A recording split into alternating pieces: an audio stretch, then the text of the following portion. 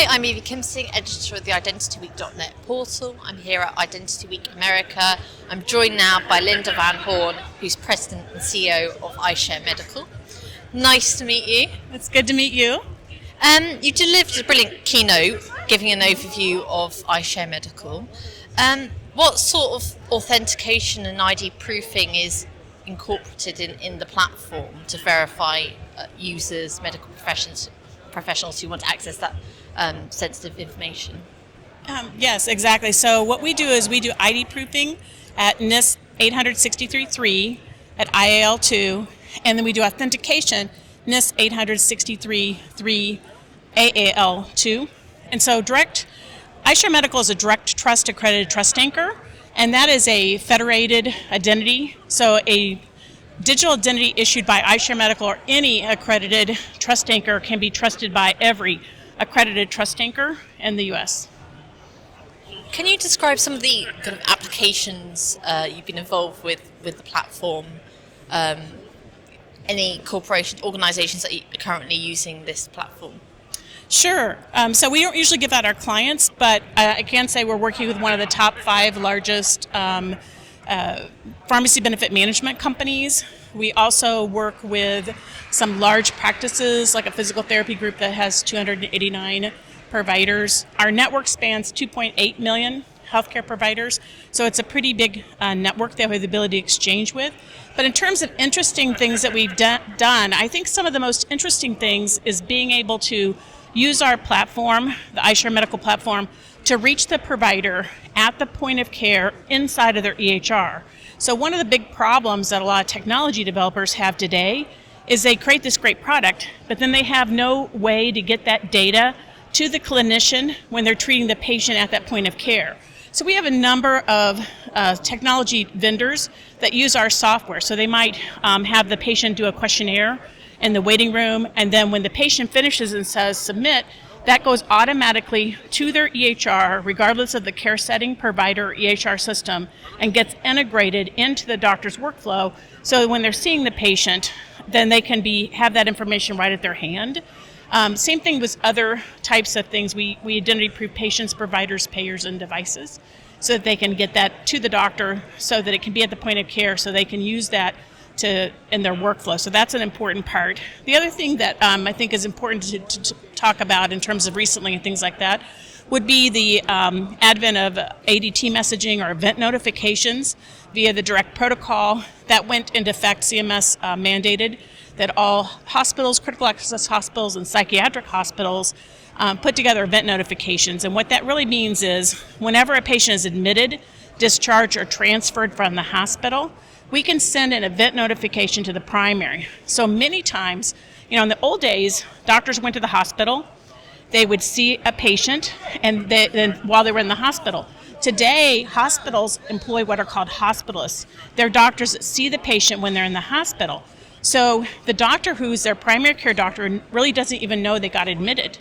And so what's important about that is when a patient is discharged in particular, is a lot of times the hospitalist changes medications and tells them to follow up maybe with another provider, and the primary needs to know that. So if we can notify the primary when the patient gets discharged and say, hey, your patient was in the hospital, this is what happened while they were in the hospital, we close that loop. So now keeping that primary informed of what's going on.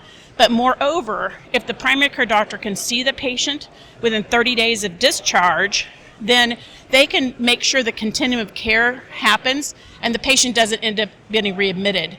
Medicare did a study and they found that we could save $3 billion annually if Medicare patients would see their primaries within 30 days of discharge so they could better coordinate their care. How many data records is the platform capable of holding, storing, and exchanging? Sure. So our platform is extensible, so we don't have a limit. Our platform is built on a relational database format. We can have an infinite number of records in our system. Brilliant. Are we close to achieving a patient-federated digital identity? Well, that is the holy grail, frankly, of healthcare, because we really need to have a digital identity in healthcare that is not dependent upon the patient's name and date of birth. We do that in the direct protocol, in direct trust and direct messaging. We ID proof the patient, provider, payer device. We assign 2 pairs of cryptographic keys. One key pair is used for digital signature, the other one is for encryption and decryption. And so we can match on those X509 certificates, but the majority of healthcare uses other protocols like the IHE protocol, in which there isn't the identity proofing that happens in that protocol, and they match on the patient's name and date of birth. So matching patient identity is a big issue that we're trying to solve in healthcare. We're looking for guidance from the ONC. In the United States, there's a law that prohibits us from creating a national patient identifier. So we have to do this in the public sector. And so I think some of the things that are undergoing now to create that digital identity based on the X509 certificates, and then getting the healthcare organizations to be able to recognize and authenticate to that. Are you meeting demands for things like data privacy, security? Absolutely. So we're ENAC accredited for HIPAA privacy and security.